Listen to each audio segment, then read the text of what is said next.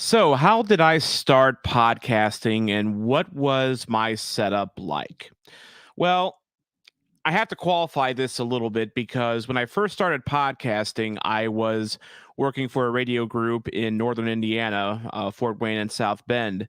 And when I started podcasting with them, they just came to me and said, "Hey, we're going to start pumping out podcasts. We need you to just come up with a topic and talk about it every week. And you can use our studios, for that." So when I started podcasting, that I just started in with their studios. But when I moved away from Indiana and back to St. Louis, I ended up having to use my own equipment for that. So, just to kind of paint a picture for you, when I started doing Blue Notes, I had just moved into my Dogtown apartment, and in my bedroom, there are two clothes closets, I guess like a his and hers type of a closet deal. And I used one of the closets as a very crude recording studio. So picture a pretty smallish closet with clothes, your own clothes hanging on the rack, and you have a little bit of space off to the right because your clothes are shoved off to the left. And you see blankets on the walls as makeshift soundproofing, not the highest price stuff. And on the floor, you see a green computer chair. This computer chair cost you nothing because you rescued it from an alley dumpster not long after you moved in. It was still in good shape. You cleaned it up and everything, it was fine. It served its purpose. It still serves a purpose. I'm not sitting on it now, but I still have it.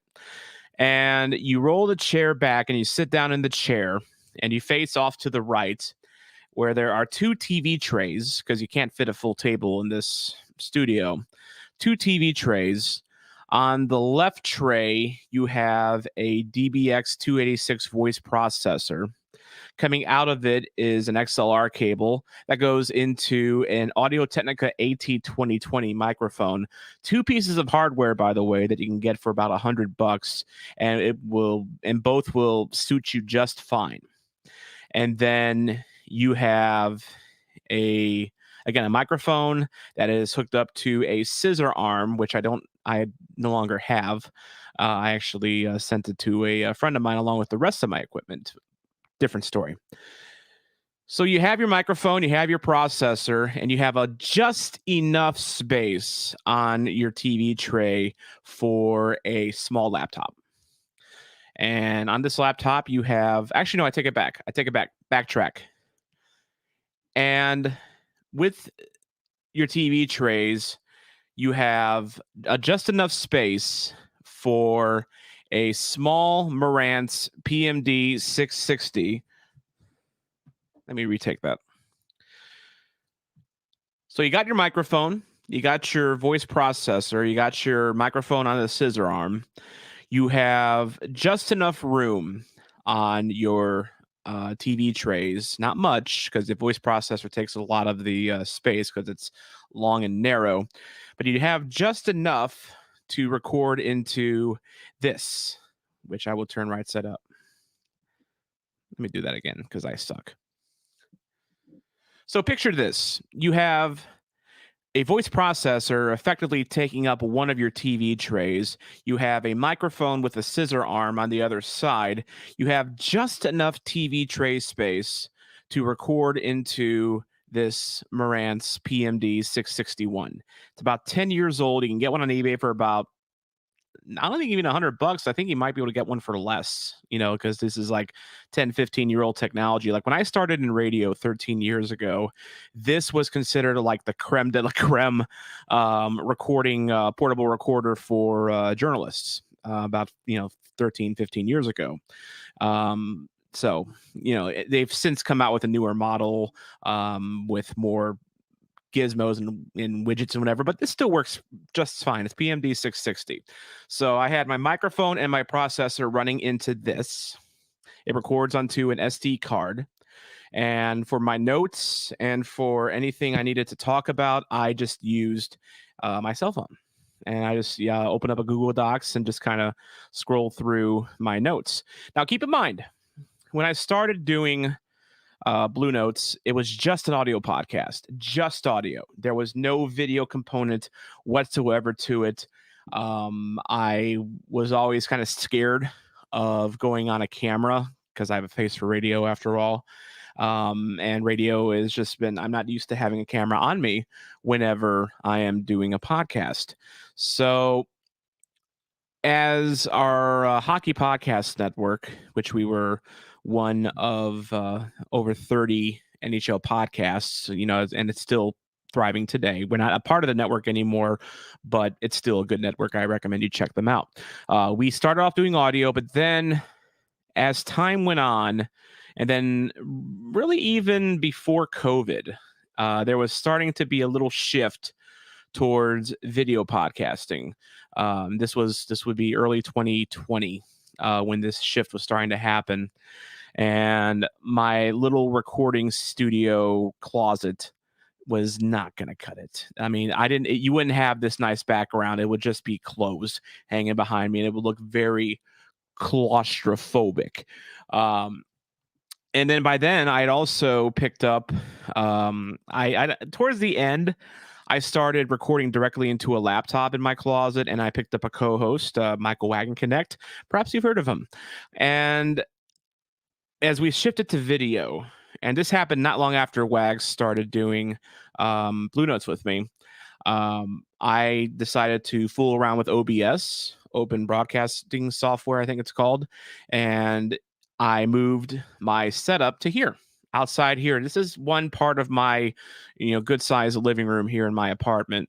I have pretty much a corner dedicated to doing all of this, and so really for me, it was moving to video podcasting. It felt like that was the wave, especially as Zoom took off.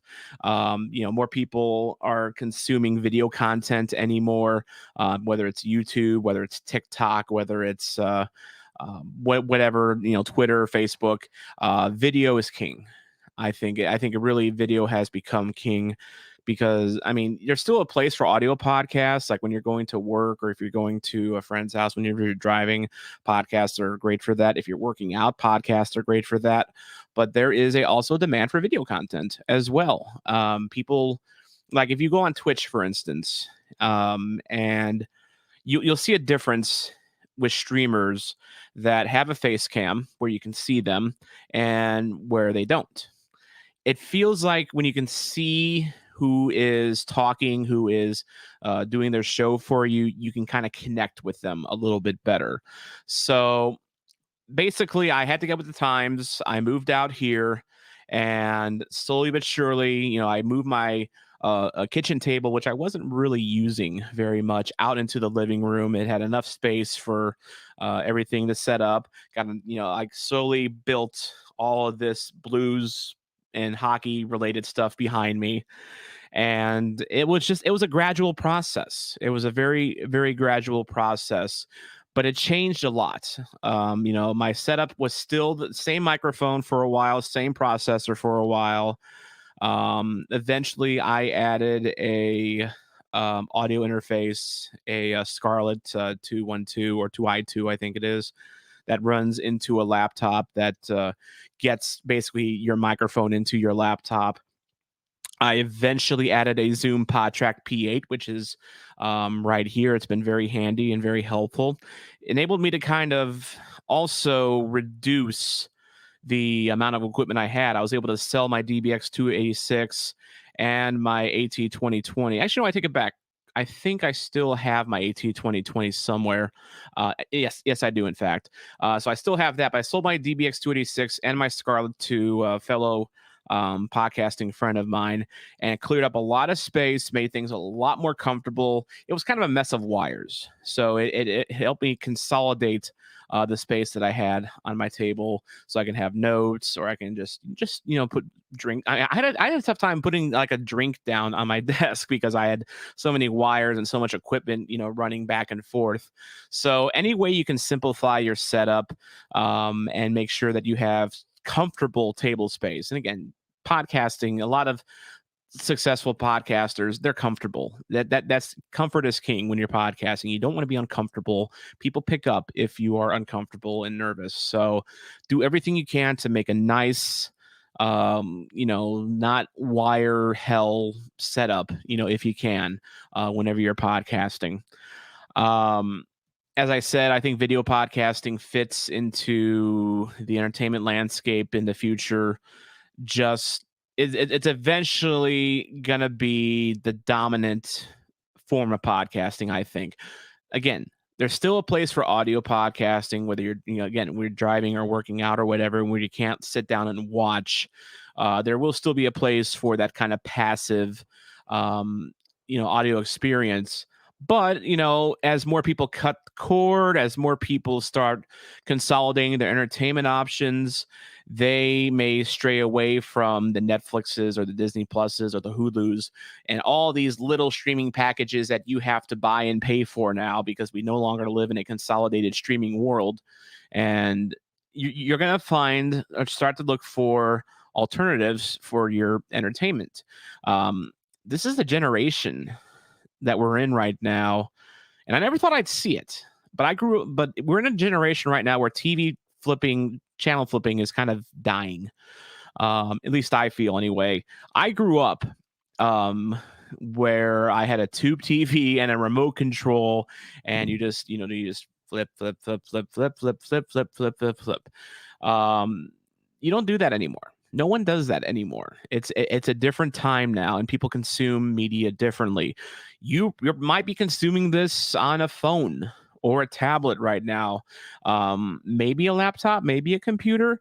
There's so many different ways to get your message out to where people are, that you need to. I think you need to diversify your options. Hold on, my cat was being stupid. I'm sorry. It really helps to diversify your options. Like if you start doing a podcast, do both video and audio. There's nothing wrong with that, because you're still going to have listeners that can only listen to your audio podcast. You're going to have viewers that can only watch you on YouTube or Twitch or wherever you're streaming to. Do both. And if you can master video, you can definitely master audio. I mean, and if you're comfortable starting out, you're nervous about being on a camera, and you just want to do an audio podcast, that's fine. That's fine. Get comfortable doing, like, that's what I did. Get comfortable doing an audio podcast first, and then you can venture out into the world of video if you're self-conscious like that. On the flip side of that, if you think video is all there is, that's all we're going to be going to, and you want to be a viral superstar, then start off doing video, but don't poo-poo audio, because there's room for both, basically. But you also got to be kind of careful. If you're going to do both a video and audio podcast, be careful about doing things on video that won't translate to audio. Like, for instance, like, say you've got a map and you're like, hey, look at this over here in Missouri, look at this small town. If you're listening to audio, you can't look at that. So you got to be kind of careful about, but this is like advanced, whenever you're doing your podcasting. Bottom line, as the sign says here, just do it. Just do it. If you don't think you can do it anyway, because you get better, you get more self-confidence. It's like with practice. Get your reps in. It is like, to me, learning how to be a good podcaster and a good interviewer and an entertaining personality is a little bit like learning a musical instrument. You're not going to be able to play the saxophone or a clarinet well whenever you just pick it up for the first time. You're just not. You're not expected to either. But with practice, you can become a pretty good saxophone player or clarinet player or drums or guitar or whatever you want to pick up. Podcasting is the same way, because you have to find your voice when you're podcasting, and that takes practice. Unless you're like this special gifted person who just has this innate ability to be glib and entertaining and coherent and just a perfect podcaster in the world. First of all, I would like to talk to you if you are that person, but there's a good chance you're not. So practice. We talking about practice, as Allen Iverson would say. Wags, I hope that answers everything. I kind of rambled a little bit. I probably gave you way too much, but hope that helps and hope you can pick out some good stuff from that.